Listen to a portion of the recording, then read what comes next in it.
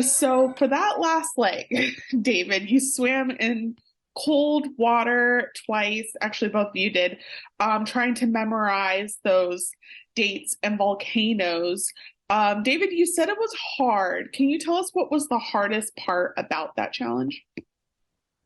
The hardest part in that challenge for me was being able to concentrate on the actual task instead of getting through the task physically, right? I knew that it involved swimming, obviously. So the correlation in my brain between swimming and memory and paying a very close attention was really hard. And Mhm. then that water was damn near freezing temperatures. It had to have been like 35 degrees, and that ultimately played a factor in my performance, and in my, emotional and mental strength that day. Yeah. It was hard to watch him go through that. It was difficult. I think both of our mental state was probably not there. His for one reason, mine specifically because I just wanted to make sure that he was okay. Mm-hmm. And I mean, ultimately, he did it twice. Hey, I did it twice, Did so it twice. I did not try, Yeah, that's true. Aubrey said you said that you weren't in it the second time around. Was it mostly the concern or anything else? It really was the concern. I knew, in the first roadblock, he swam. And, I knew that was a lot for him. When we showed up to, scuba, I was like, my concern happened the moment I saw everyone putting on their scuba suits. Mm-hmm. And we got into the water for the first time. And, it was a struggle the first time. The second time, I remember looking back and seeing him taking deep breaths on the side. And having a psychology background, when you see someone taking deep breaths and just trying to calm themselves down, like my instant reaction was, I need to make sure he's okay. Yeah. And, he had a little bit of an anxiety attack. Yeah. And which I didn't know at the time. I didn't realize that I was panting that hard. Yeah. I thought I was just, nervous and trying to compose myself, but it was to that degree. Yeah. And there was a point where he was really struggling to even keep himself afloat.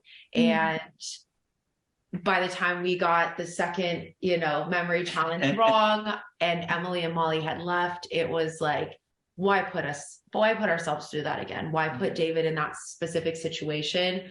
I already know that I'm going to be more focused on his mental health at that point and physical too, you don't want to drown. So ultimately that's what led us to the penalty decision. Okay. When you were struggling with even floating, then what happened? I know someone was with you, but was it like they gave you like a floaty, like a device or anything like that? Was there none of that?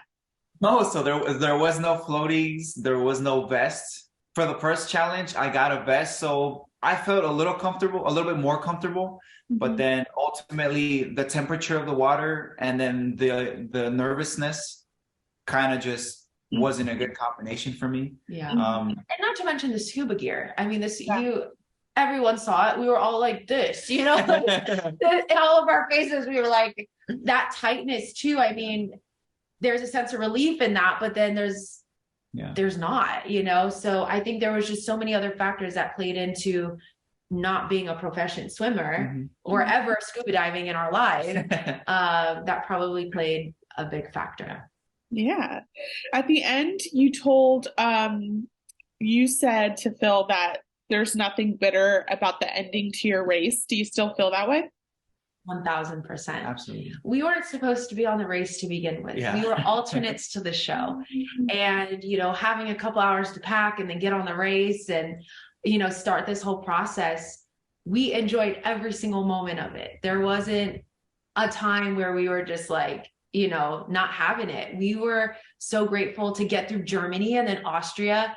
11 out of 12 races. Yep. Who can say that they've done that? Like, it's amazing in itself. It really is. So it's nothing bitter. Being alternates, do you think that kind of set a certain tone to how you guys approach the race? Yeah, I would have to say 100%, because had we gotten the call, you guys are on the cast, okay, it's go time. We got to prepare for this. We got to prepare for that. I had to become proficient at certain things.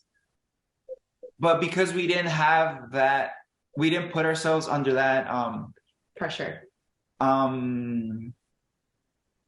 Yeah, pressure, but more so like to that level. We didn't hold ourselves accountable to that extent. I feel like me personally, it kind of took a toll, but it was even down to like the backpacks that the other contestants had. I had started sending everything back to Amazon when we didn't get our call. Yeah. You know, we had bought things from, you know, sports stores and things like that. And I ended up sending most of it back. So when we got the call, we didn't even have like watches, yeah, our backpacks, even like the shoes that everyone was wearing. I was like, David, we really underprepared for this. Yeah. Plus, we only had a certain amount of time, so it felt like we just grabbed what we could and threw it in the backpack, zipped it up, and ran. Took off. So, I mean, that definitely played a role in how we did on the race, but I think we did very well with what we had. With what we had. That makes sense. So let's go back to Spain. You actually, Aubrey, you said you felt more competitive then. Why did things switch for you in Spain? I think that after we had our dramatic moment in France, we spent so much time talking through not only what happened in France, but we talked through just our relationship in general. And I feel like because we didn't really prepare to the extent of everyone else did going into the race, we didn't really have the strongest foundation. And it took that intense moment in France, unfortunately, 6 races into the race for us to be like, okay, let's take the pressure off of ourselves. Let's enjoy this, but let's be strategic. And it worked. We came in second and we were headed to Iceland and in a good place. Mm-hmm. Yeah. You told David to think happy thoughts while riding bikes. Then you get to the fish task, and you told Derek that he was so sweet for helping. Do you still think that his whole strategy of helping you guys was like sweet, knowing more of where it was all coming from? I mean, truthfully, we started working with Derek and Claire in Amman. Mm-hmm. You know, we were helping each other with navigation. We were, helping each other through. We were just being a little bit more secretive about it. Yeah.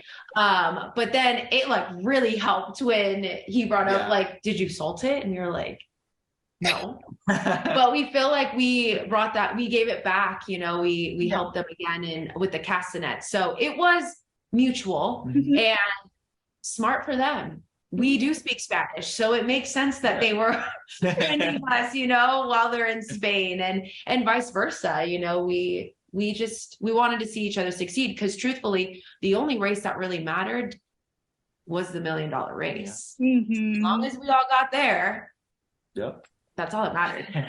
Very, very true.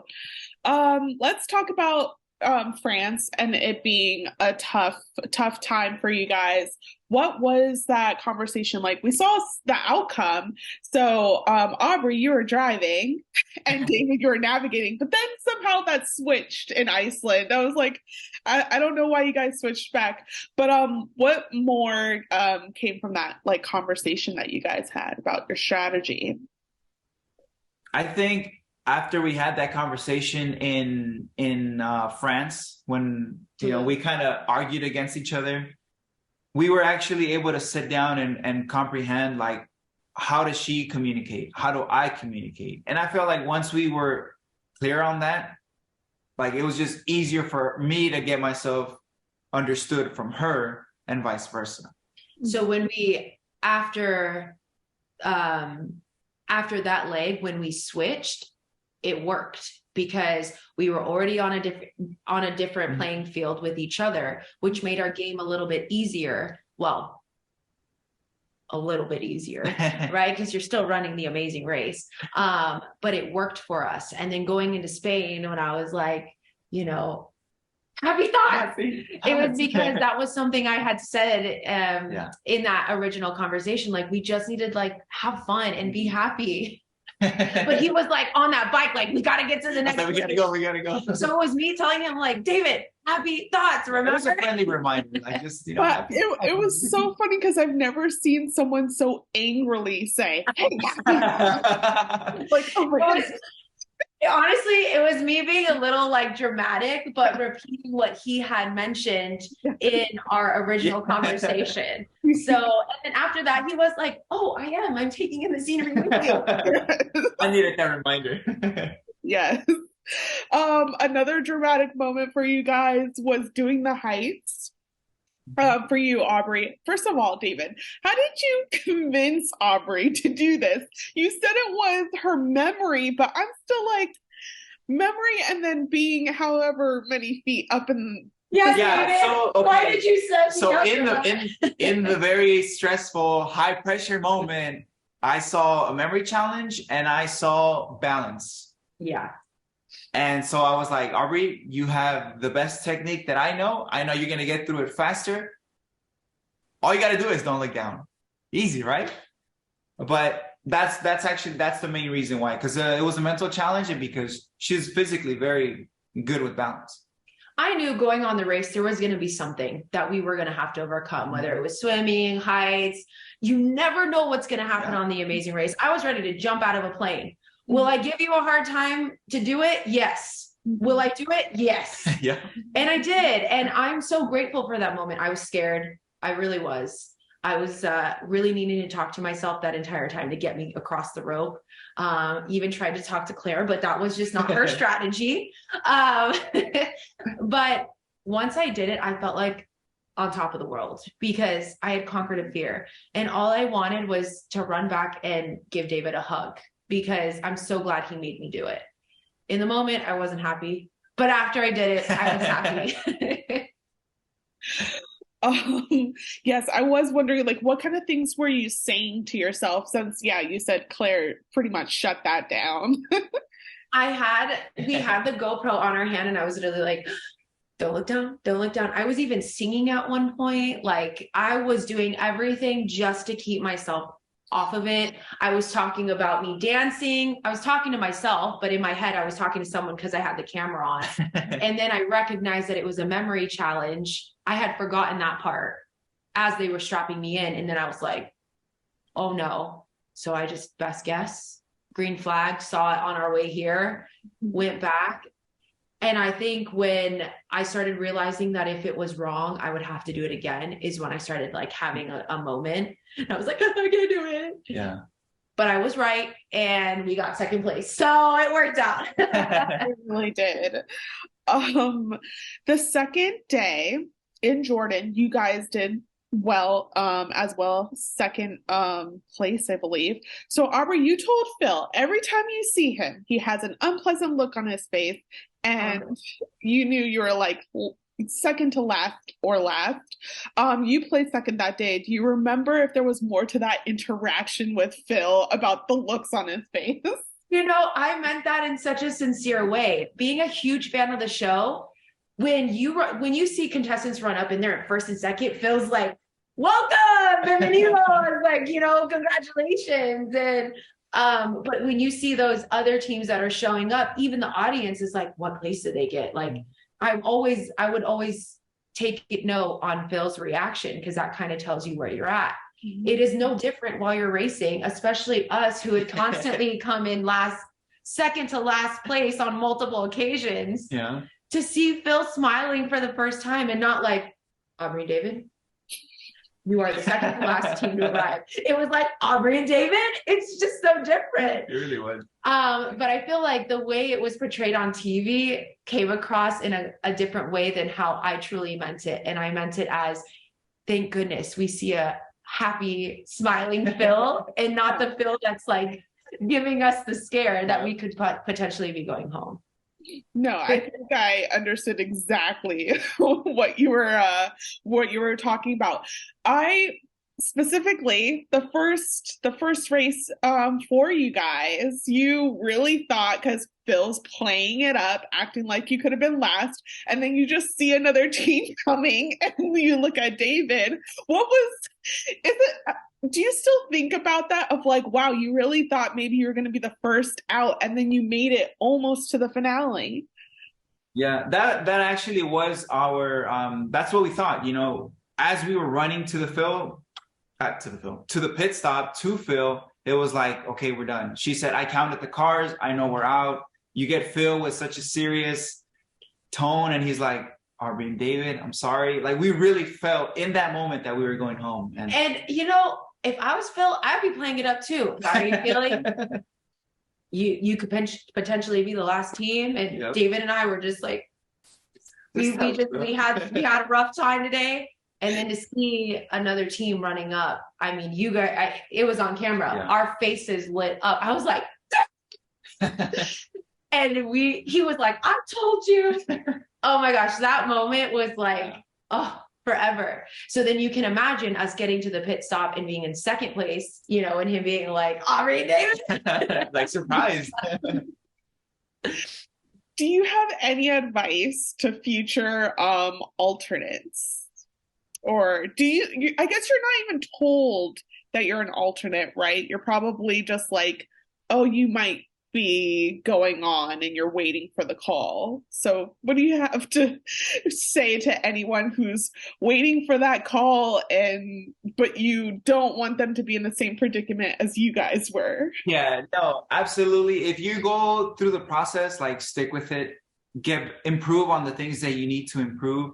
And above all else, like, don't lose that hope. Yeah. Don't lose that hope. I never lost the hope. I told Aubrey, like, let's just stick around. You never know. Yeah. Like, if it's meant for us, it's meant for us. And, for one reason or another, it was meant for us. It was meant for us. Yeah, I think, preparing as if you're going. I wish we would have prepared mentally as if we're going, and not just materialistically. We ordered the shoes and backpacks and all the things like that, and those were things that we could send back or take with us as we did, but we definitely did not prepare mentally. And if we would have put more time into it, maybe we would have ran the last race. But the truth of the matter is, we did what we can with what we had, and we ultimately did 11 out of the 12, and we're so happy and feel so grateful that as alternates, we got to run the amazing race. Yeah. Mentally, how would you have prepared if you have a second shot at it? I think a lot of the mental preparation would come with putting yourself in a position that makes you uncomfortable, right? Aubrey's case, heights.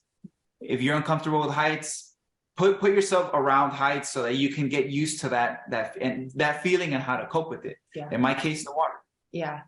So I think just conquering our fears prior to the show would have probably been a lot. It could have been, potentially could have been helpful. Yeah, but the cards fell how they fell, and if you're an alternate, stick with it. Stick with it. You never know. You never know.